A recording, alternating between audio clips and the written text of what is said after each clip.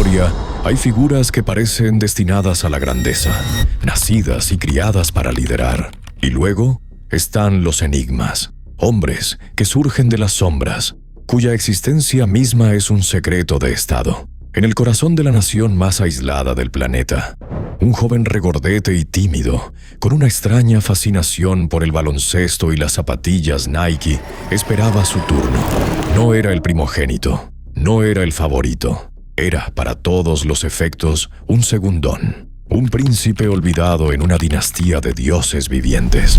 Esta no es la historia que nos han contado. No es la crónica de un sucesor obvio. Es la historia de cómo un niño solitario, enviado de incógnito a los Alpes suizos, aprendió las reglas del mundo occidental solo para regresar a su patria y romperlas todas. Es el relato de cómo el hijo olvidado, el amante de la pizza y los videojuegos, se convirtió en el temido líder supremo, el mariscal con el dedo en el botón nuclear. Esta es la historia de Kim Jong-un, el último príncipe rojo de Corea del Norte. Miren esta fotografía. Es el anuario de una prestigiosa y carísima escuela internacional en Berna, Suiza, a finales de los años 90. Entre estos rostros anónimos de hijos de diplomáticos y millonarios, hay uno en particular. Sus compañeros lo conocían como Pakun, el hijo de un funcionario de la embajada norcoreana. Un chico tímido, algo torpe con el alemán, obsesionado con Michael Jordan y los Chicago Bulls. Un adolescente como cualquier otro. Nadie, absolutamente nadie, podía imaginar que ese joven, que pasaba las tardes jugando videojuegos, se convertiría en esto, el comandante de uno de los ejércitos más grandes del mundo. Un tirano que purga a su propia familia y amenaza al planeta con la aniquilación nuclear. ¿Cómo se transita ese camino? ¿Cómo se pasa de los tranquilos lagos de Suiza a los desfiles masivos de Pyongyang? ¿Qué transforma a un estudiante mediocre en un dios de la guerra? Para entenderlo, no debemos empezar con él, sino con el hombre que lo empezó todo, su abuelo.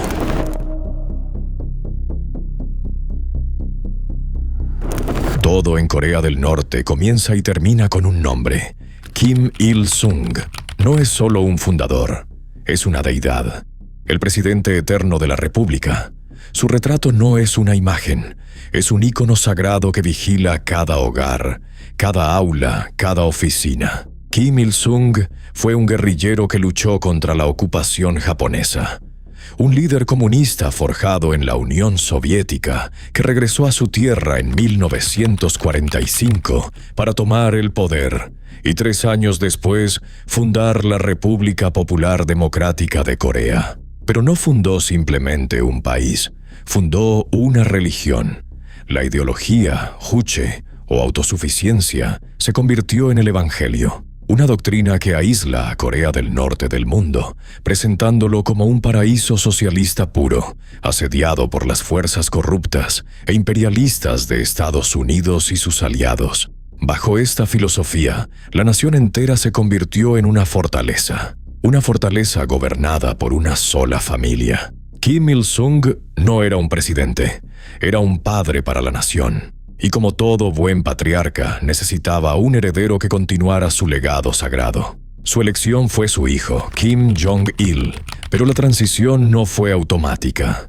Kim Il-sung gobernó con mano de hierro durante casi medio siglo, consolidando un culto a la personalidad tan extremo que desafía la imaginación. La propaganda del régimen le atribuía hazañas milagrosas y relatos que lo describían con capacidades casi sobrenaturales. Murió en 1994, pero en Corea del Norte, en cierto modo, nunca se fue. Su cuerpo embalsamado yace en el Palacio del Sol de Kumsusan, un mausoleo donde su hijo y su nieto irían a rendirle pleitesía antes de cada decisión importante. Con su muerte, el poder pasó a su hijo, Kim Jong-il, conocido como el querido líder. Si su padre era el dios creador, él era el sumo sacerdote. Kim Jong-il era una figura excéntrica y enigmática. un cinéfilo obsesivo con una colección que se estima superaba las 20.000 películas,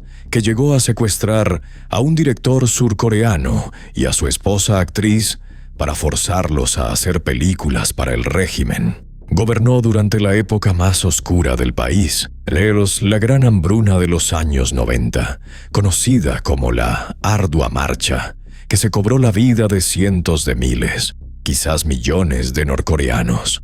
Mientras su pueblo moría de hambre, el querido líder mantenía un estilo de vida de lujo inimaginable, importando coñac Hennessy por valor de cientos de miles de dólares al año y empleando a un equipo de chefs para satisfacer sus caprichos culinarios. Pero más allá de sus excentricidades, Kim Jong-il enfrentaba el mismo dilema que su padre: la sucesión. La dinastía Kim, la única monarquía comunista del mundo, debía continuar, y para ello necesitaba un heredero. Tenía 3 hijos varones conocidos, 3 príncipes. El camino lógico habría sido el primogénito, pero en la corte de los Kim, la lógica rara vez prevalece sobre el capricho y la paranoia. El heredero natural era Kim Jong-nam. Nacido en 1971, era el hijo mayor de Kim Jong-il, fruto de su relación con una famosa actriz llamada Song Hye-rim. Durante años fue considerado el sucesor designado. Se le otorgaron puestos de alto rango y se le puso a cargo del incipiente sector de la tecnología de la información. Era el príncipe heredero, pero tenía 2 defectos a los ojos del régimen: su creciente fascinación por el mundo exterior y sus ideas reformistas. El punto de inflexión, el incidente que sellaría su destino, llegó en mayo de 2001. Kim Jong-nam fue detenido en el aeropuerto de Narita, en Tokio. Viajaba con un pasaporte falso de la República Dominicana bajo el nombre de Pang Xiong, que se traduce como oso gordo. Cuando las autoridades japonesas lo interrogaron, su excusa fue tan absurda que parecía una broma. Solo quería visitar Disneylandia en Tokio. La humillación para Pyongyang fue inmensa. El hijo del querido líder capturado en un intento infantil de visitar el epítome del capitalismo. Aunque muchos analistas creen que su caída en desgracia ya había comenzado por sus ideas, el incidente de Disneylandia fue el catalizador perfecto.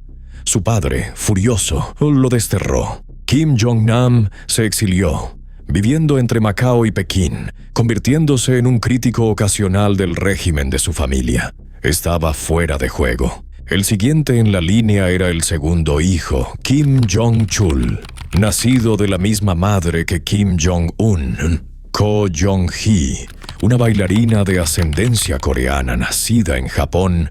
Parecía una opción más segura. Sin embargo, su padre también lo encontró deficiente. Según Kenji Fujimoto, el chef de sushi personal de Kim Jong-il durante más de una década, el querido líder consideraba a Jong-chul demasiado afeminado y carente de la dureza necesaria para gobernar. Su pasión no era la política ni el ejército, sino la música, específicamente Eric Clapton. Kim Jong-chul ha sido visto en varias ocasiones en conciertos de Clapton por todo el mundo. Claramente no tenía el temple de un dictador. Su padre lo descartó. Con el primogénito en el exilio y el segundo considerado demasiado débil, los ojos de Kim Jong-il se posaron casi a regañadientes en su hijo menor. Un niño que hasta entonces había vivido en las sombras. Un niño del que apenas se sabía nada. Un niño llamado Kim Jong-un,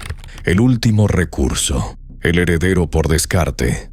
Para comprender al hombre en que se convertiría Kim Jong-un, primero hay que entender al niño que fue. Y su infancia, según la periodista Anna Fifield, autora de una de sus biografías más detalladas, fue profundamente anormal y muy solitaria. Nació en algún momento entre 1982 y 1984. Un dato tan básico como la fecha de nacimiento sigue siendo un secreto de Estado. Era el tercer hijo de Kim Jong-il, el segundo con su consorte, Ko Jong-hee. Ella lo llamaba el rey estrella de la mañana. Según relatos de desertores como su chef personal, desde temprana edad se le hizo entender que era especial. En la celebración de su 8º cumpleaños, vestido con un uniforme de general en miniatura, los altos mandos del ejército tuvieron que inclinarse ante él. Pero esta realeza venía con un costo altísimo: el aislamiento total. Kim Jong-un no fue a una escuela normal. No tuvo amigos de su edad. Su mundo era un complejo residencial exclusivo y amurallado en Pyongyang.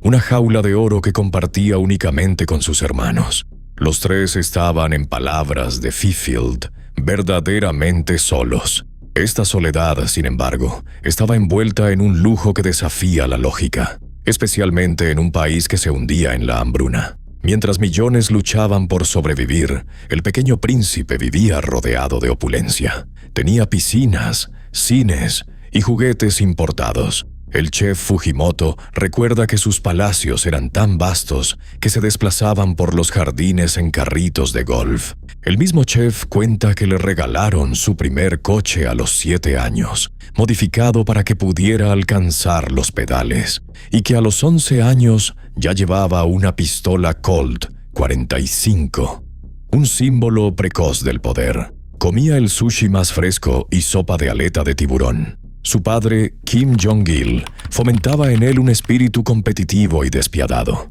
Si Jong-un perdía en algún juego, se enfurecía, buscando siempre la revancha hasta ganar. Era temperamental, obstinado y sobre todo consciente de su estatus. Esta infancia lo moldeó de 2 maneras. Primero, le creó una desconexión radical con la realidad de su pueblo. Nunca conoció el hambre ni la vida de un norcoreano común. Segundo, su aislamiento lo convirtió en un enigma. Creció sin que nadie fuera de su círculo íntimo supiera realmente de qué era capaz. Era un príncipe solitario, criado en el lujo más obsceno. Pero su padre, consciente quizás de que la jaula de oro no era suficiente, tomó una decisión que cambiaría para siempre la trayectoria de su hijo. Decidió enviarlo al corazón del mundo que despreciaba, a Occidente. A mediados de la década de 1990, un adolescente coreano con un pasaporte diplomático falso a nombre de Pak-hun se matriculó en una escuela internacional de élite en Suiza. Oficialmente, era el hijo de un empleado de la embajada norcoreana. En realidad, era Kim Jong-un, el futuro líder supremo, oculto a plena vista. Este periodo, que se extendió hasta aproximadamente el año 2000, es quizás el más fascinante y contradictorio de su vida. El joven, que había sido tratado como un semidios en Pyongyang, ahora era un estudiante más, lidiando con las dificultades del idioma alemán y las matemáticas. Sus compañeros lo recuerdan como un chico tranquilo, socialmente torpe, pero con una pasión que lo definía: el baloncesto. Estaba obsesionado con la NBA y en particular con los Chicago Bulls de Michael Jordan. Pasaba horas dibujando a su ídolo. En la cancha, a pesar de su sobrepeso, era ferozmente competitivo. Años más tarde, esta obsesión se manifestaría en su extraña diplomacia del baloncesto, invitando a la estrella Dennis Rodman a Pyongyang en múltiples ocasiones. Vivía con su tía materna, Ko Jong-suk, y su tío, quienes actuaban como sus guardianes. Llevaban una vida aparentemente normal. Iban de compras, esquiaban en los Alpes, visitaban Italia y la Riviera Francesa. Disfrutaba de la pizza, el queso suizo y las películas de Jean-Claude Van Damme. Se vestía con ropa de marca, especialmente Nike. Por un breve periodo, el príncipe de la nación más reprimida del mundo experimentó la libertad y el consumismo de Occidente. Pero incluso en Suiza, la soledad lo perseguía. Su dominio limitado del alemán le dificultaba hacer amigos. Esta experiencia, sin embargo, le proporcionó algo que ni su padre ni su abuelo tuvieron: una ventana directa al funcionamiento del mundo exterior. Vio de primera mano la tecnología, la cultura y la economía capitalista. Alrededor del año 2000, con cerca de 17 años, su vida en Suiza terminó abruptamente. Fue llamado de vuelta a Pyongyang. El experimento occidental había terminado. Era hora de que el príncipe volviera a casa para comenzar su verdadero entrenamiento. Al regresar a Corea del Norte, Kim Jong-un desapareció del radar mundial. El adolescente Park-un se desvaneció y en su lugar comenzó a forjarse el brillante camarada. Se matriculó en la Universidad Kim Il-sung, donde recibió formación en estudios militares entre 2002 y 2007, adoctrinándose en la ideología Juche y en el arte de la guerra. Este fue un periodo de transformación acelerada. El joven que jugaba a videojuegos ahora estudiaba estrategia militar. El fan de la NBA ahora supervisaba ejercicios militares. Su padre, Kim Jong-il, comenzó a prepararlo metódicamente para el poder. Se dice que le entregó un manual de liderazgo, cuya lección más importante era: nunca confíes en nadie. Poco a poco comenzó a ser introducido en los círculos internos del poder.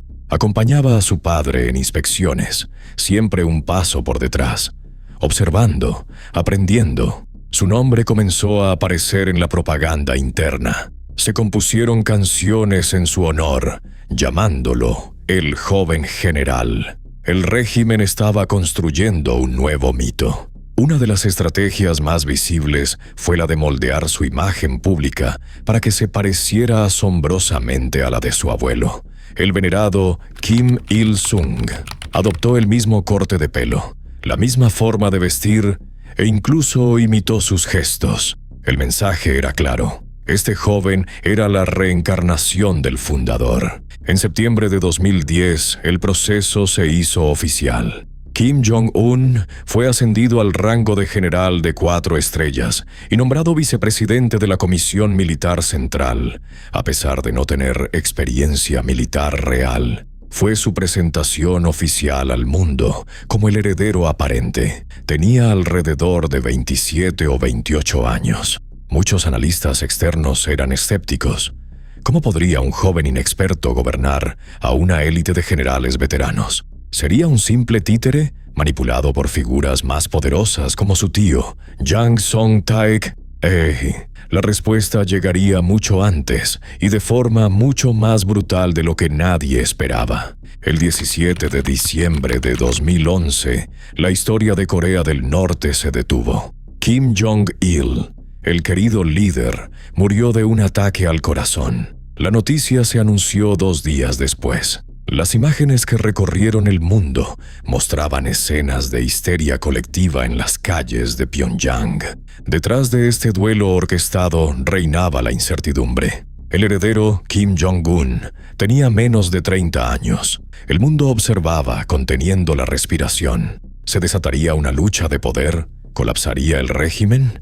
La respuesta del joven Kim fue rápida y decisiva. Apenas unas horas después del anuncio, los medios estatales comenzaron a referirse a él como el gran sucesor. Fue puesto al frente del comité funerario, una posición de enorme poder simbólico. En las imágenes del funeral se le veía liderando el cortejo, flanqueado por los hombres más poderosos del país. Entre ellos destacaba su tío, Jang Song-taek. Jang era considerado el número 2 del régimen, un regente en la sombra que guiaría a su inexperto sobrino. Se esperaba que él y la vieja guardia manejaran los hilos. Esa fue la primera de muchas suposiciones erróneas sobre el nuevo líder. Kim Jong-un no tenía intención de ser el títere de nadie.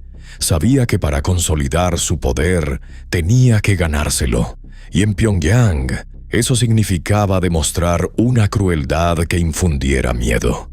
Su objetivo era reinar sin oposición, y para lograrlo, estaba dispuesto a derramar la sangre de su propia familia.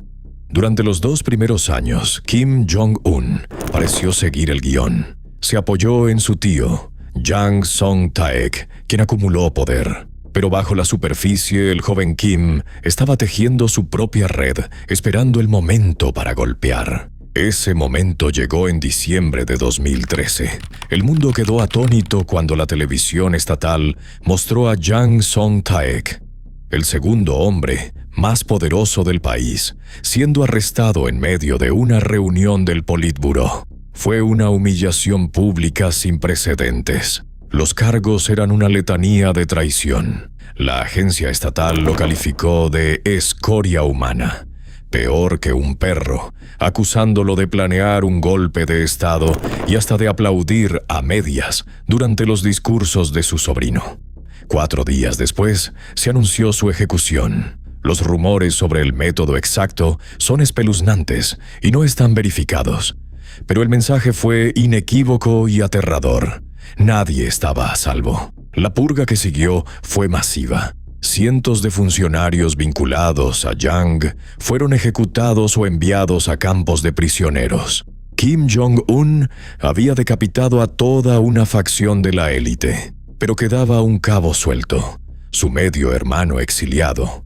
Kim Jong-nam, aunque vivía una vida discreta en Macao, su existencia como primogénito lo convertía en una potencial figura de recambio para potencias extranjeras. El 13 de febrero de 2017, mientras esperaba un vuelo en el aeropuerto de Kuala Lumpur, en Malasia, 2 mujeres se le acercaron. Una le frotó una sustancia en la cara. Todo duró apenas unos segundos. Poco después, Kim Jong-nam comenzó a convulsionar. Murió en la ambulancia. La autopsia reveló la causa: envenenamiento con el agente nervioso VX, una de las armas químicas más letales jamás creadas, clasificada por la ONU como arma de destrucción masiva. Las 2 mujeres afirmaron haber sido engañadas para una supuesta broma televisiva. 4 sospechosos norcoreanos huyeron de Malasia el mismo día. La responsabilidad del régimen de Kim Jong-un fue ampliamente considerada como la explicación más plausible por gobiernos y expertos. Con la ejecución de su tío y el asesinato de su hermano, Kim Jong-un había eliminado a los 2 rivales más importantes de su propia sangre. El niño tímido de Suiza había demostrado ser tan despiadado, o incluso más, que su padre y su abuelo. Una vez consolidado su poder, Kim Jong-un comenzó a revelar una faceta diferente. A diferencia de su hermético padre, el nuevo líder parecía disfrutar del centro de atención, cultivando una imagen más moderna. Uno de los cambios más sorprendentes fue la presentación de su esposa, Ri Sol-ju, una ex cantante, joven y elegante, que comenzó a acompañarlo en eventos públicos vestida con ropa de estilo occidental, algo que su padre casi nunca hizo. Esta modernización superficial se extendió a Pyongyang. Kim impulsó la construcción de parques acuáticos, un lujoso resort de esquí y distritos residenciales para la élite con rascacielos y tiendas de lujo. Quería mostrar que Corea del Norte, bajo su liderazgo, progresaba.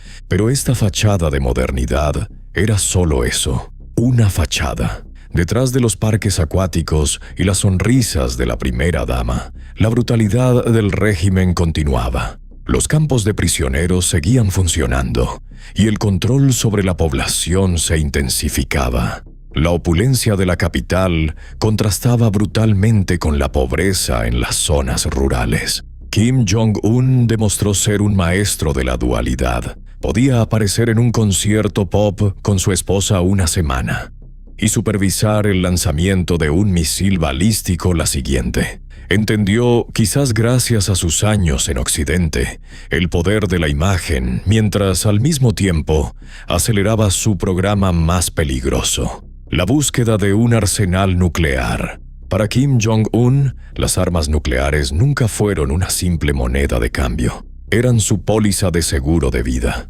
Observó el destino de dictadores como Saddam Hussein en Irak y Muammar Gaddafi en Libia, quienes renunciaron a sus programas de armas solo para ser derrocados y asesinados. La lección fue clara: sin un disuasivo nuclear creíble, su régimen siempre sería vulnerable. Desde que asumió el poder, aceleró el programa nuclear y de misiles a un ritmo sin precedentes. Mientras su padre realizó 2 pruebas nucleares en 17 años, Kim Jong-un llevó a cabo 4 en sus primeros 6 años. Perfeccionó la tecnología de misiles balísticos de corto, mediano y finalmente largo alcance. El objetivo final era un misil balístico intercontinental, ICBM, capaz de alcanzar el territorio de Estados Unidos. En 2017 afirmó haberlo logrado. Esta búsqueda implacable lo puso en una trayectoria de colisión con el presidente de Estados Unidos, Donald Trump. El mundo observó con alarma cómo los 2 líderes intercambiaban insultos. Trump lo llamó Rocketman y amenazó con fuego y furia. Kim respondió llamándolo dotard, viejo chocho. Pero entonces, en un giro dramático, Kim cambió de táctica. Pasó de la confrontación a la diplomacia. En 2018 se reunió con el presidente de Corea del Sur y poco después con el presidente estadounidense en Singapur. El dictador paria ahora se codeaba en el escenario mundial. Sin embargo, el espectáculo no produjo resultados. Las conversaciones sobre desnuclearización se estancaron. Tras el fracaso de la cumbre de Hanoi, Corea del Norte declaró su estatus nuclear como irreversible. Y la historia se repite. En julio de 2026, Kim volvió a ordenar un fortalecimiento de la fuerza nuclear del país, tanto en calidad como en cantidad. Esto, sumado a un nuevo y ambicioso plan para modernizar su armada con nuevos destructores y submarinos nucleares, deja un mensaje muy claro. La paz, para Kim, solo se garantiza con un poderío militar abrumador. Durante años, la vida privada de Kim Jong-un siguió siendo un misterio. Se sabía que estaba casado con Ri Sol-ju y se especulaba que tenían hijos. Todo cambió en noviembre de 2022. En las imágenes de la prueba de un misil intercontinental, apareció una niña de la mano de su padre. El mundo se preguntó, ¿quién es esta niña? El régimen se refirió a ella solo como la hija más querida. Se cree que su nombre es Kim Ju-ae y que tiene alrededor de 13 o 14 años. Desde entonces, su presencia en la escena pública se ha multiplicado. Ha acompañado a su padre en desfiles militares e inspecciones de fábricas de armas. Ha sido fotografiada junto a altos mandos militares que se inclinan ante ella. Esta exposición pública contrasta fuertemente con la infancia oculta del propio Kim Jong-un. Los analistas creen que está preparando el terreno para su sucesión con mucha antelación. El Servicio Nacional de Inteligencia de Corea del Sur ha sugerido que Ju-ae podría estar siendo preparada como sucesora. Si esto se confirma, sería un cambio histórico. Corea del Norte, una sociedad profundamente patriarcal, podría estar preparándose para ser gobernada por su primera líder femenina. La aparición de Kim Ju-ae cumple un doble propósito. Internamente, proyecta estabilidad y continuidad. Externamente, envía el mensaje de que la dinastía Kim está aquí para quedarse. La niña que posa sonriente junto a un misil intercontinental es el símbolo viviente del futuro del régimen. Un futuro donde las armas nucleares y la sangre de la familia Kim seguirán siendo los 2 pilares del poder. La historia de Kim Jong-un es una paradoja. Es la historia de un niño solitario criado en una jaula de oro. Un adolescente occidentalizado que se convirtió en el tirano más antioccidental. Es el relato de un segundón que contra todo pronóstico ascendió al trono y lo aseguró con la sangre de su propia familia. Se transformó de Pakun, el fanático del baloncesto en Suiza, al brillante camarada, el líder supremo de Corea del Norte. Ha superado las expectativas, ha sobrevivido a las sanciones y se ha enfrentado a presidentes estadounidenses. Todo mientras mantenía un control férreo sobre su nación. Ha demostrado ser astuto, brutal y sorprendentemente adaptable. Ahora, mientras el mundo sigue lidiando con el enigma que él representa, nos presenta uno nuevo.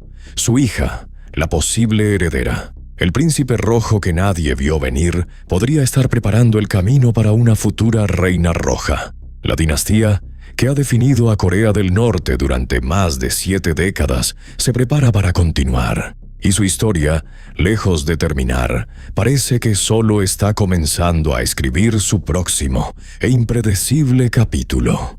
¿Qué crees que depara el futuro para Corea del Norte? ¿Se convertirá Kim Ju-ae en la primera mujer en liderar el régimen?